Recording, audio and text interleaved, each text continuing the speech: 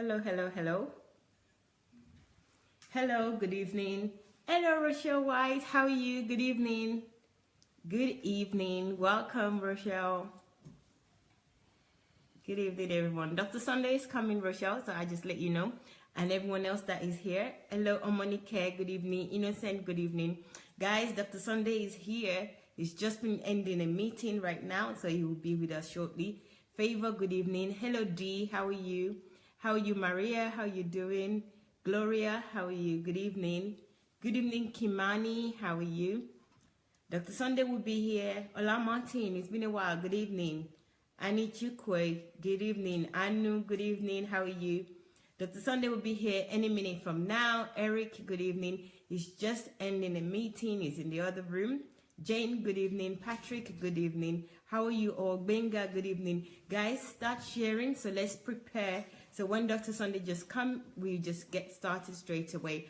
Dee, good evening again. Pastor Edwin, how are you? Gloria, how are you again? Anastasia, how are you? Good evening. Good evening, everyone. Thank you so much for joining us again this evening. This is the second time this evening, and I'm really impressed with some of the names I'm saying that they're coming back. So thank you again, and please let's start share, please. Hola, good evening. That's Ola Martin. For me, good evening. Daniel, how are you? Justine, how are you? Good evening. I hope I pronounced your name correctly. Good evening, Julius. Thank you, everyone, for joining us. Please start sharing. Today's title is Unbelievable Again.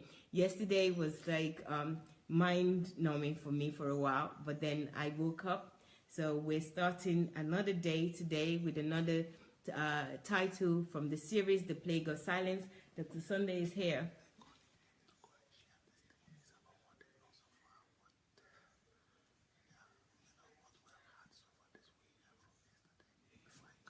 Okay.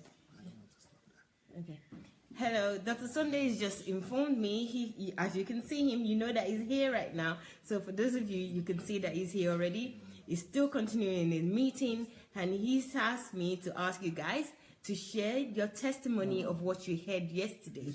So if there's, oh, right, okay, the people around here will share the testimonies of what they heard yesterday.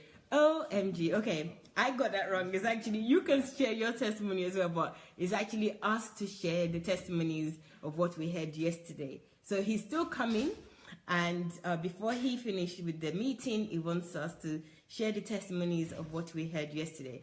Well, yesterday for me, right, I was really sober, and I was sober for so many reasons, because number one, right, I haven't heard this guy's name. I didn't know his name, but recently I actually read the poem. I've read it in the past, but I was actually in a Holocaust museum in Israel late last year, and I was in an atmosphere, you know, the Holocaust museum in Israel is really terrible when you go in there. It's well designed and everything, but they make everything looks really alive. And just staying there and then seeing this poem and the way it was read out, and you know, you can stand and also read it, or sit down and read it. So I read this poem and I thought about it for about 10 minutes. But unfortunately, I didn't actually memorize the name of the writer. I just switch off as soon as I see a foreign name, I just switch off.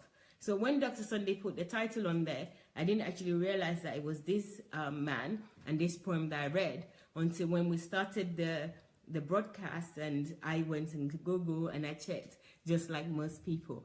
So the title of The Plague of Silence alone for me, you know, over the last few weeks, 2 weeks now, it's just been something that has got me really thinking about life, my life, and actually the negativity about silence, about, you know, being, for me, I think silence now, following this broadcast over the last few weeks, I realized that silence is actually a negative thing rather than a positive thing.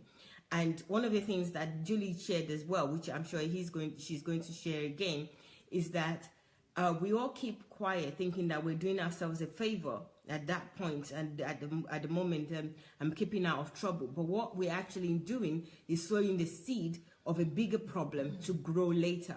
So that realization for me as well yesterday was really devastating. Usually I don't keep quiet, but I have been conditioned to keep quiet over the last maybe 10-15 years of my life.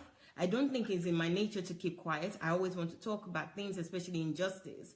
But at some point with religion and churches, it just got me quiet. It's like, you know, a lady, you have to be a certain way. I know I've shared that with many people already on this platform, but I'm just going to share it again. So religion and being in a church setting, they just want to keep your mouth shut.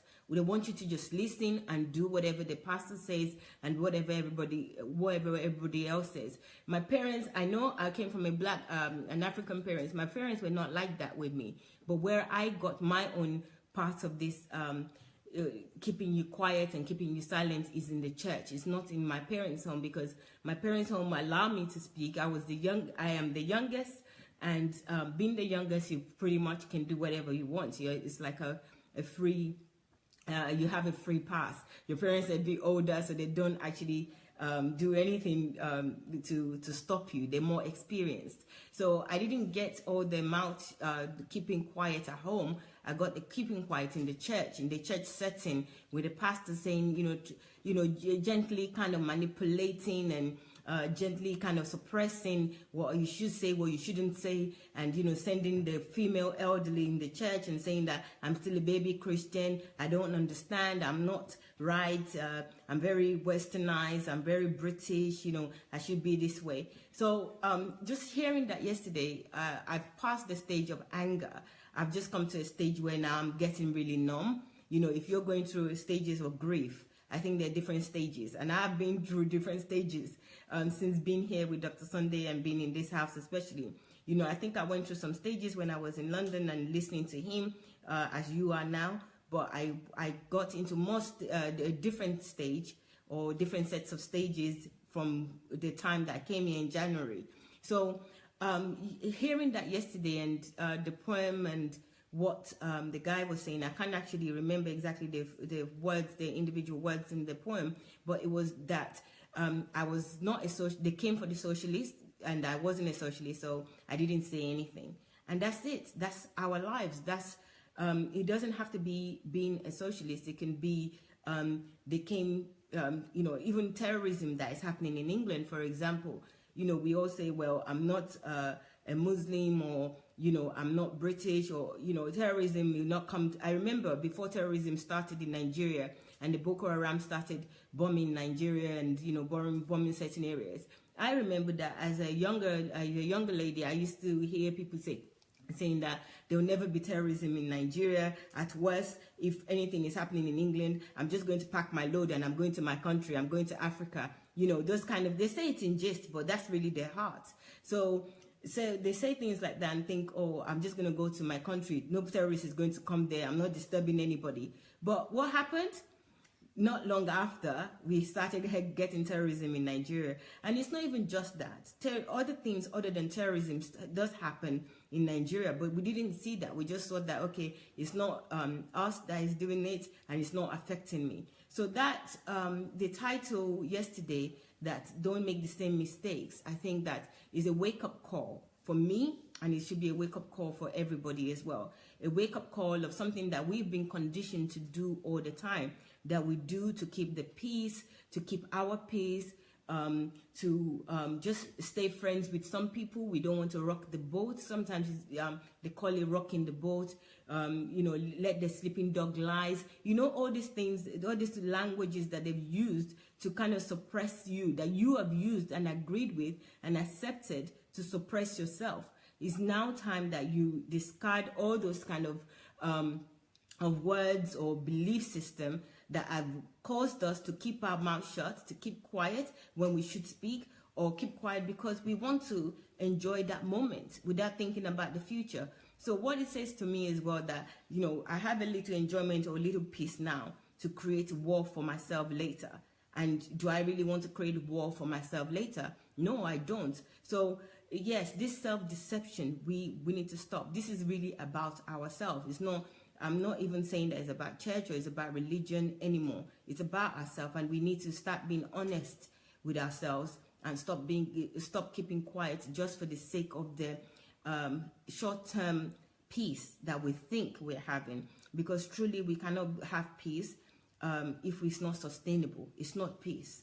And we know from a lot of examples, including this poem, that this peace that we think that we're having is not sustainable. When this guy and his clergymen and all the pastors, they went to Hitler, I'm sure that they knew in their mind, whatever reason or excuses or assurance that Hitler gave them at that point, they knew that it wasn't going to last. In their own heart, they knew. So they never had peace. So whatever maybe we need to start redefining what peace is, define what keeping quiet means to us. We should redefine it, and then when we define it, then we really come to the true core of what we really need to do, rather than just keeping quiet and thinking that we can get away with it. We can just move on and, you know, and get on with our lives and everything will be okay. You know, and the damages that are being done by us keeping quiet. So I think that's really just what I want to share. There are other people in here. I don't know if they want to share anything, though, Dr. Sandey. And Mrs. Sharonka would definitely like to share something. So she's here, so I can get on their side. Thank you. Hello, everyone on the platform. Good to see you guys here again. Yes, I wanted to talk about what Pastor Sandey talked about yesterday, which was, he's talking on the topic of the plague of silence, and the topic was, please don't repeat the mistakes of Martin Niemöller. And I believe he is a pastor, or was a pastor now, but when he was talking about him, the word that came to me was self-preservation. As human beings, for some reason or another, we have grown up to learn to be, you know, preserving our life, just to survive, make it through, you know, make it through each stage of our lives and come out of it just normal enough to be safe within ourselves. And in the process of doing that, sometimes what happens is that we just focus on what's going on around us. Even though we see lots of activities going on, we feel like, let's not rock the boat. We somehow have a belief that those things will be fixed by the people who are supposed to be fixing that. But I am just going to be living my life very safely. I am not going to go out there and, you know, make any noise. I'm just going to be quiet, and I'm just going to just live and make sure that, you know, I survive this world and I do okay. But what lessons I learned from this Pastor Martin was that not only do we do that, but if we become influential and powerful and we get deceived by people around us, that nothing can happen to us, you are in the right group of people. You have now reached the stage of the people who are, you know, the upper tier, the most influential, the most powerful. So you are safe here. There's nothing that can happen in the surrounding. You are safe. We got your back. And so what I saw with Mr. Martin's life was that he noticed that Hitler was, you know, he was a very strict and mean leader. Whatever he said and whatever he planned, he always did it. I mean, it was ruthless government. And fear caught him. And so what he did now, not only did he, as the Nazis were encroaching on different societies and people, the Jews, so what Martin did was he had this false feeling that since those group of people were not him, he was okay. He was fine. There must be something about those other group of people, maybe somewhere down the line, that is really true. That's why Hitler is just interested in making their lives miserable, killing them, and getting rid of them. And so he kept on giving these excuses that, you know, it's just over there. It's not near me. You know, it doesn't concern me. But the extra step that he took is the one that really, really got to me. At one point now, he decided that the best thing he could do was to make a deal with Hitler. You know, just let Hitler know that, you know what, all that you're doing, I see it. But you know what? As long as I'm guaranteed that I and my family or his friends or whatever, himself, will be safe, nothing will happen to him, he felt it was okay. And of course, Hitler was like, yeah, nothing's going to happen to you. So he believed a lie. He believed a lie because he felt that he was different. Sometimes we believe a lie while we are practicing self-preservation. We just decide to believe the lie, that this thing will never come to us. So as we saw in his story yesterday, it finally did, you know. He finally ended up in the concentration camp. So what was the self-preservation about? Where he finally came to a conclusion and said, there's no one left to speak up. And he that should have spoken up against this injustice has found himself right in it and in the concentration camp. Well, thank God, God had mercy upon him, and he came out to tell the testimony. And that was really striking and a message to me. You know, it's not like we have wisdom on everything all at the same time. But when we decide to stand up for truth, allow Christ to reign in the situation, wisdom will come. But first, our heart is the one that is to go and think about the situation and be able to empathize, sympathize with what's going on as injustice on the earth. Because at the end of the day, self-preservation doesn't work. It's just a big lie. It's just a good feeling, but it's not the truth. One day these situations are going to come knocking on our door. And I do remember one of the things that I'm learning here is that we are created to be solutions to the world's situations, to injustice. We are the one that can stand for truth because we know the person who is truth, and that is Jesus Christ. And I think it's encouraging to know when the scripture says that it's not by might, it's not by power, but it's by my spirit, says the Lord. A lot of times we think maybe we don't have enough power, we don't have enough strength, but we are not to worry because that's not even what it's going to be. It will be the Spirit of God that is in us that will help us not only to take a stand, but to find solutions for these issues. Because it is a lie. There's no such thing as self-preservation.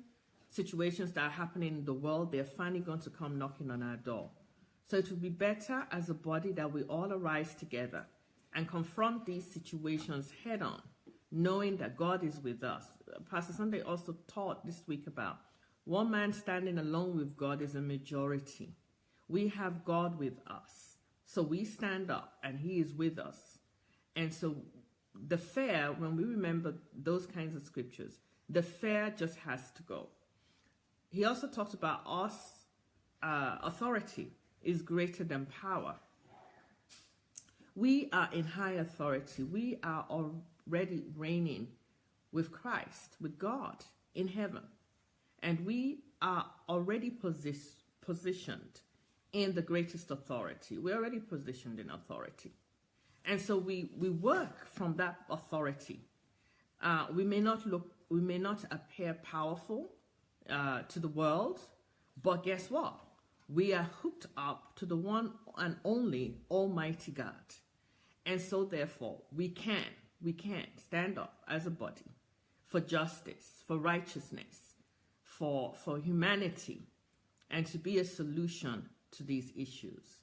So I am so glad that I know about the story of Martin Niemöller, if I'm pronouncing it right. There's lots of lessons to learn from him. Thank you very much for your time.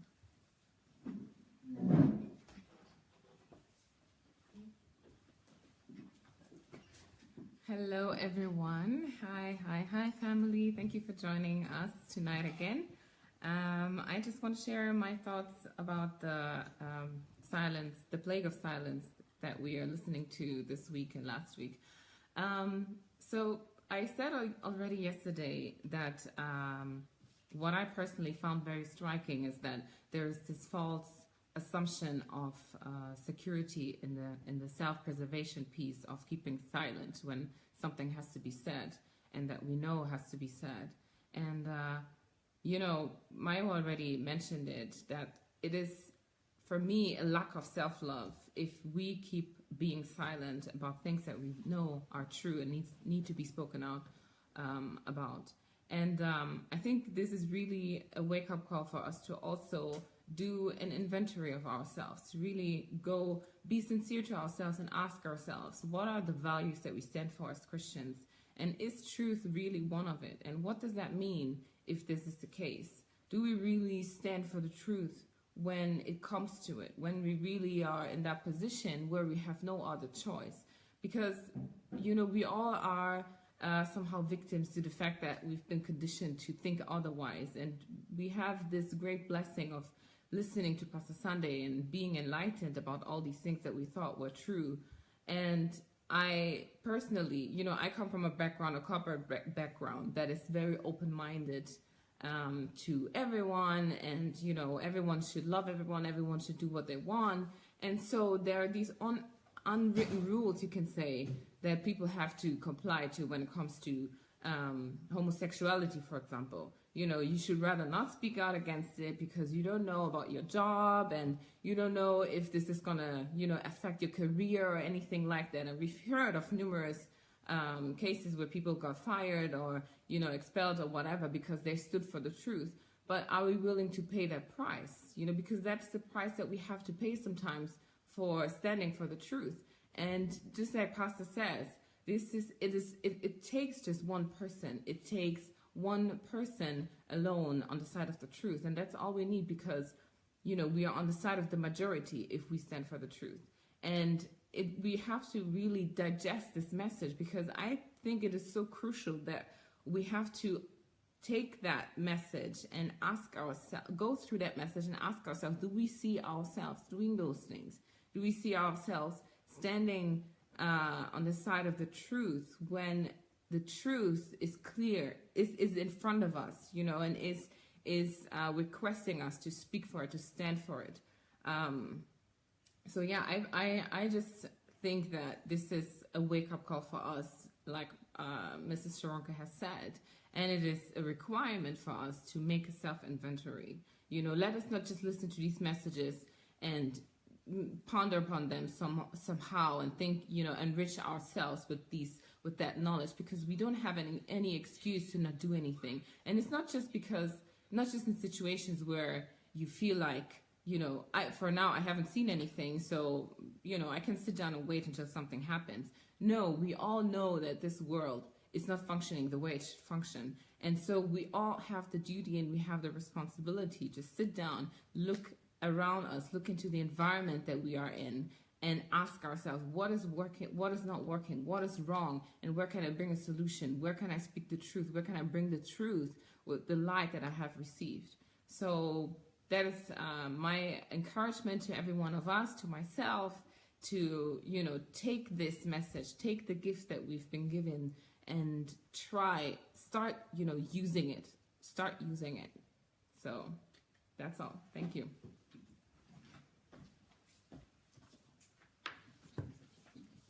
Hello, everyone. So what I got from yesterday's message that really struck me was, when you keep silent about something, it will eventually rule you. And I've seen that this is true in so many different levels, especially when it comes to the church. I think that the modern day church, at least in my experience, and I can only speak from my experience, but the modern day church, it seems to be obsessed with relevance, obsessed with giving the people what they want, obsessed with being popular amongst at least the religious people, or the people who are just seeking something. And I witnessed this in Los Angeles especially. The funny thing about Los Angeles is that it's a very lonely place. People don't know that, but I think the biggest demon in Los Angeles is not alcohol or drugs or the movie industry or the entertainment industry. It's loneliness, it's despair, it's feeling like there's no one there, there's no community. And the solution for a lot of Christians was to join a church. And what I realized is that there are many churches that are so obsessed with being relevant in Los Angeles that they actually started to assume the culture of Los Angeles. They started to put more importance on the people who were higher in status within the entertainment industry. And they all wanted to look cool. They all wanted to be a part of their culture so badly that eventually the church actually began to resemble the same problems of the community. But they thought that they were good. They thought that they were safe because they were a church and they talked about Jesus. But when you stepped into the church or out of the church, it was like there was no difference. You were just as lonely inside the church as you were around Los Angeles. And so that really hit home with me, the fact that you are silent or that you do not take action when you see that there's a problem in your community or there's a problem in that society. Eventually that thing that you are not saying anything about will eventually rule you. And that's the same thing that happened in Pastor Nomeler's, I think that's how you say it, with him. He was silent 1, 2, 3 times, and eventually the very thing that took out all the people he was silent about took him out as well. I think this can be applied to so many areas of our lives. For instance, maybe you have a career or you're in a job, and you see that the books are not being kept correctly, or you see that there's some problem where they're buying too much stock of this, and you just say, oh, well, it's not my job. Oh, well, that's not my area. Oh, I won't say anything about that. Maybe nothing will happen year 1. Maybe nothing will happen year 3. But just when you feel like you're comfortable and everything is fine, the company folds. And guess what? It was because of the thing that you never spoke up about. And there was reward in that. There was reward in speaking up, but because you were saying, well, it's not my job and I don't want to step on any toes and it's not my duty, it's not my area. You not only lost your reward, but you actually even lost what you had. There's a scripture in the Bible that says, to him who has, more will be given, and to him who lacks, even what he has will be taken away. So it's important that we start to cultivate these other areas of wealth that we have. And part of that wealth is our voice. Part of that wealth is our ability to speak up about things that we care about things that are true to the principles of God and his nature, and we know his nature because it's the fruit of the Spirit. So it's not foreign to us what we are to say. If you're having a problem saying something, it's because you don't want to. You haven't broken past this barrier, because it's very clear to all of us exactly what is good and what is not good, and what is right and what is wrong. These things are not difficult. God is not a God of confusion. It's very clear what we are to speak up on and what we are to promote, the kingdom of God.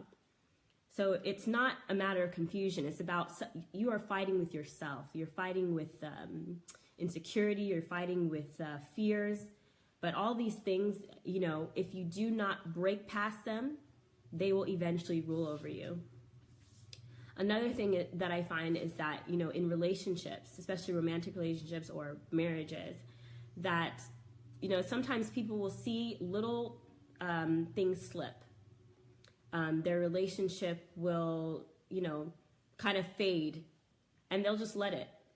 They'll just say, oh, well, I don't have time to talk about that. I don't have time to fix this. I don't have time to. But because you're not speaking up, when something hurts you, and then you don't say anything, and you wait for it to build up, you wait for it to happen a 10th time, and a 15th time, and a 20th time, until it becomes a huge problem and a huge barrier in your relationship. That's another form of silence. And the thing that you could have dealt with at a small level now is so big, it's now ruling your relationship. It's now dictating to you how close you can be to this person. That could be in marriages, that could be in friendships.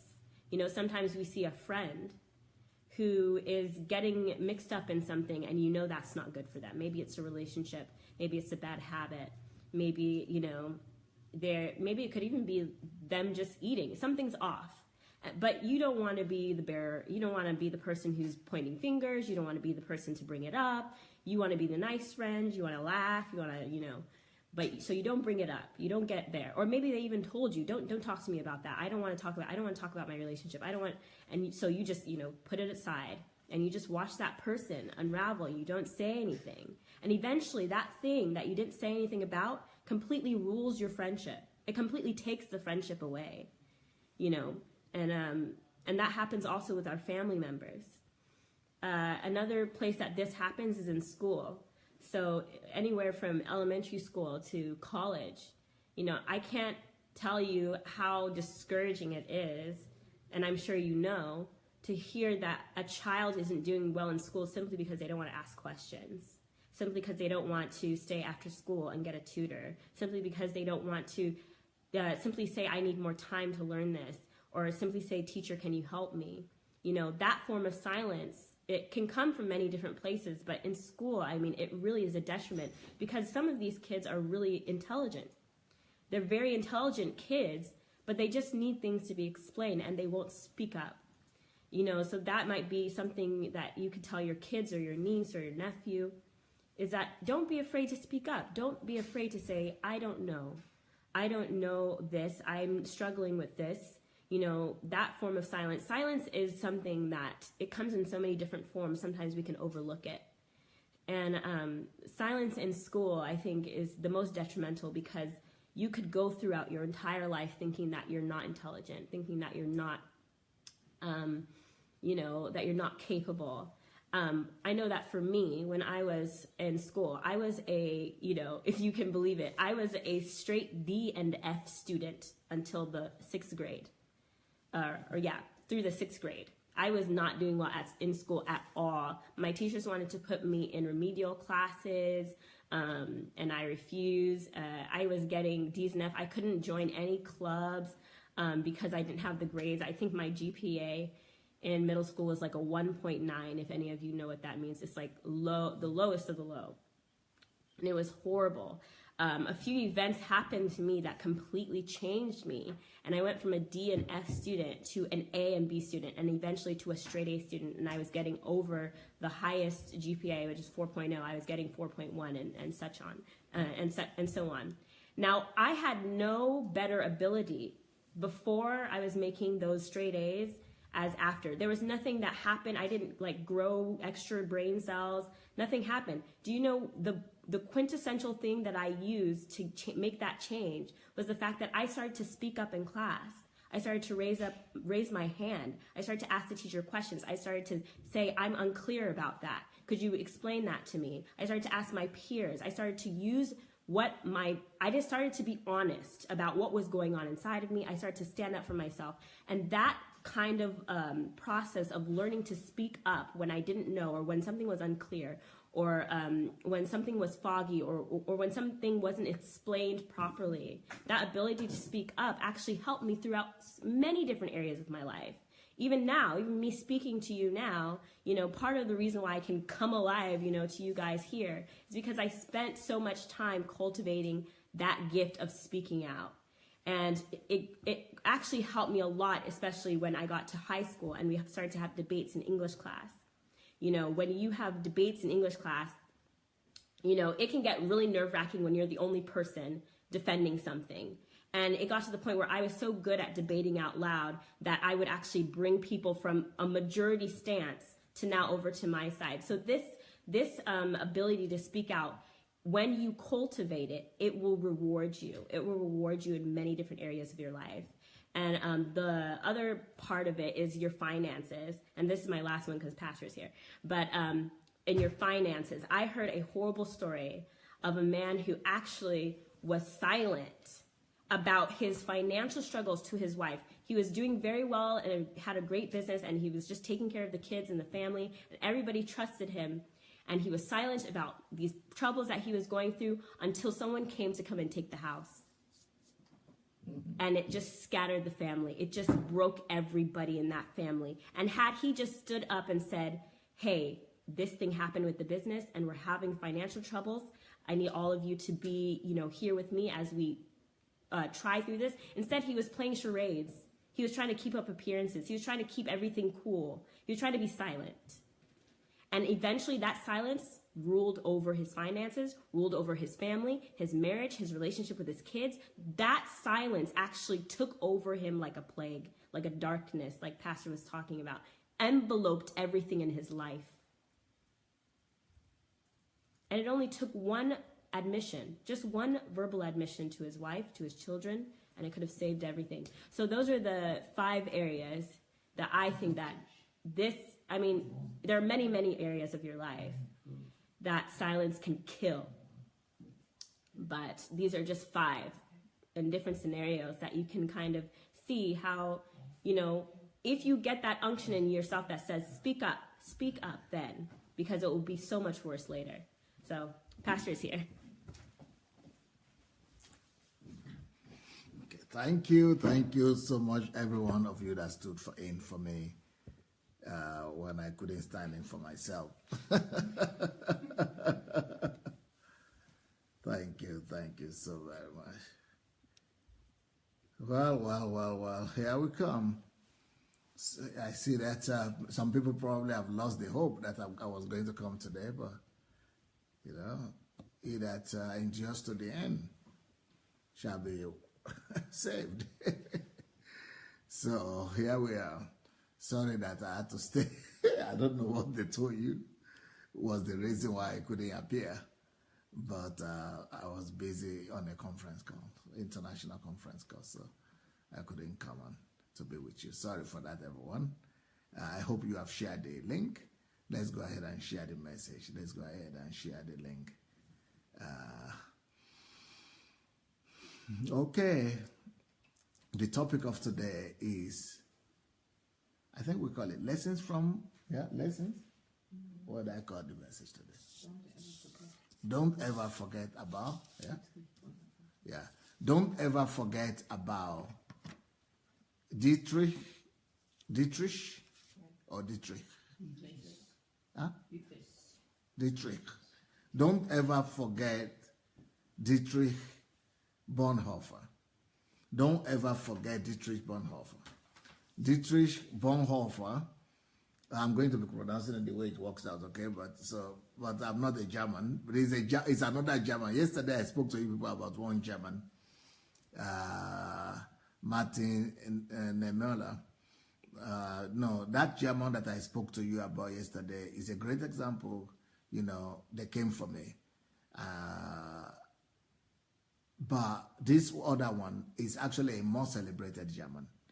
This other person is a very well celebrated, actually more famous German than Martin Niemöller. And DIETRICH Bonhoeffer is a unique man. You will not believe his story. You will not believe his story. I know I've lost a lot of time, but I will try to cover good ground. But actually, one of the things that I will probably do is to do a whole series on him. I think I'm going to do a whole series. He deserves it. By the time I finish, you will discover that he deserves it. So some of you have never heard of DIETRICH Bonhoeffer, but I'm sure you've seen the name. We have written the name in the promotional material about this and on the topic. But his story is this. This man had moved over to the U.S., like many of us have moved over from our countries, and we are right now in whatever country you are living, as economic refugees, basically, just to make a living, to make a career for yourself. And even though DIETRICH was a Christian and was a pastor, was a gospel minister, was a theologian actually, it was so good that in New York he became he became the leader of, he became one of the leaders of the Union Theological Seminary in New York, one of the biggest seminaries in those days, in his days. But then this was, you know, but when he was such a man of principle that I would like you people to, can you come here, ID?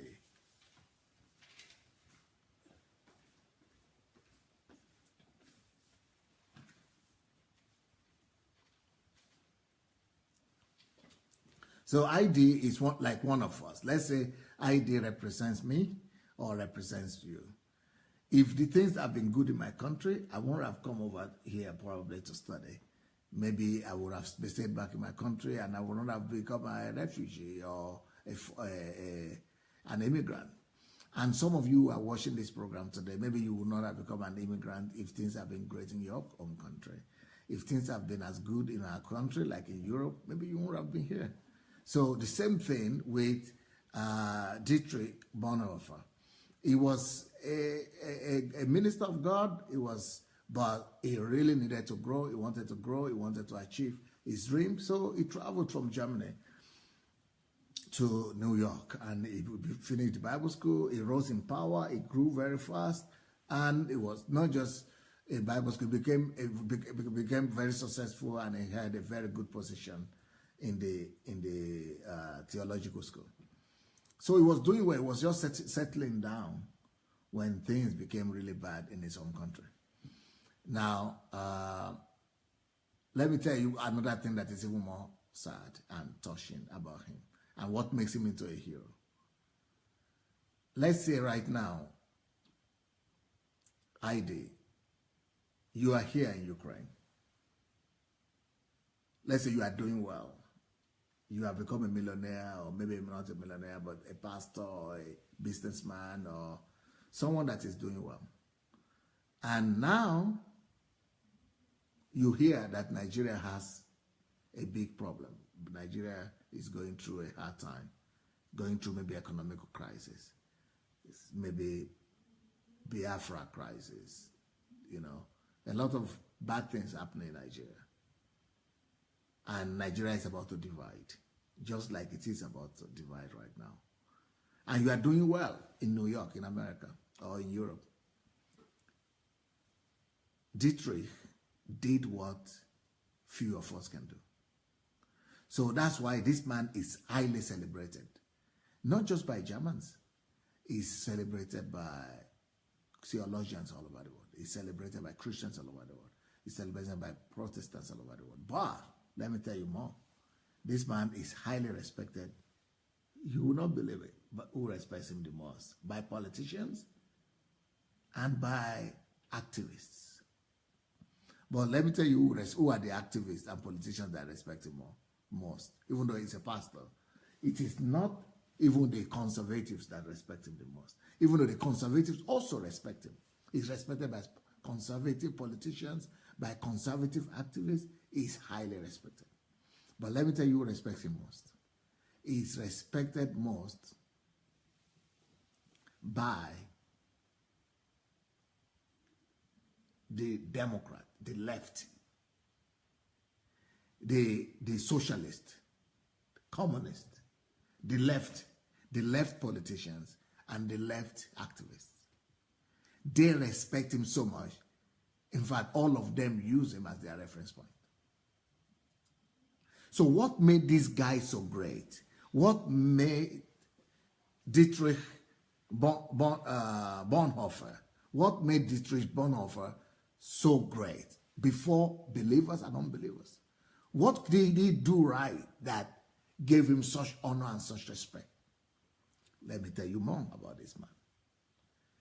His line of thinking, his philosophy has become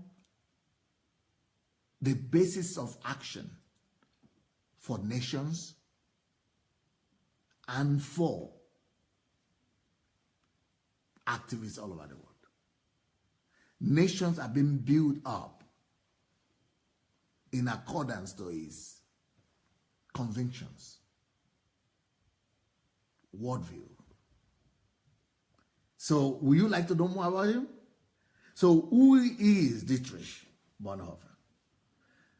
If you have not heard of DIETRICH Bonhoeffer, then it means you have not widely read. It means It means, I'm so sorry if you have not heard of DIETRICH. I'm so sorry. I'm so sorry.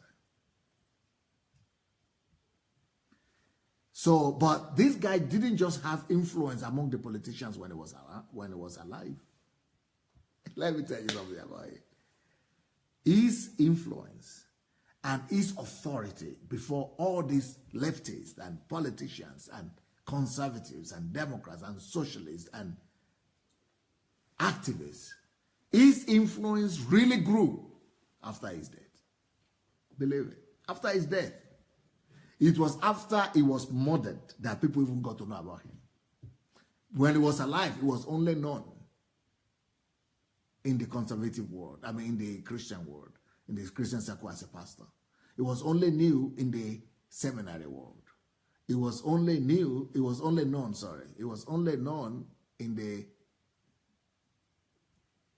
that world. But after he died, let me tell you what. After he died, his star just rose in a big way. Now, why am I talking about DIETRICH Bonhoeffer? The reason I'm talking about him is because what we are all afraid of and what we are all running away from could actually be our stepping stone.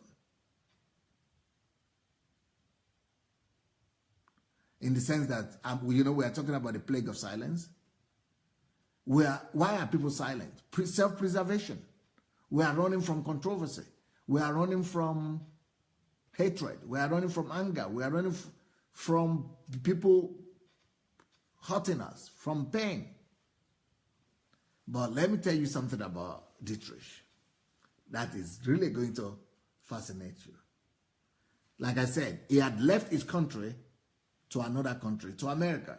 He was doing well. He was a successful immigrant in New York.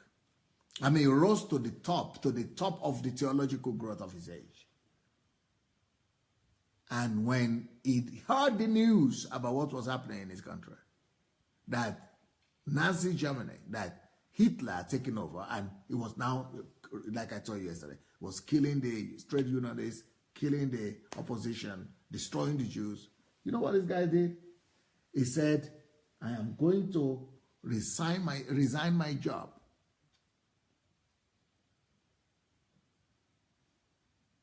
I'm going to leave US, where I'm safe now, where my position is secured, where I'm in glory, where I'm being elevated, where I'm celebrated, where I'm comfortable. I'm going to leave my safety, my house of refuge. And before he left, he started criticizing Hitler and his government. So before he left, they knew him in Germany and they were waiting for him.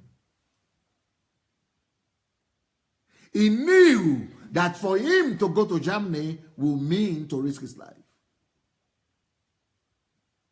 And this guy said, I cannot stand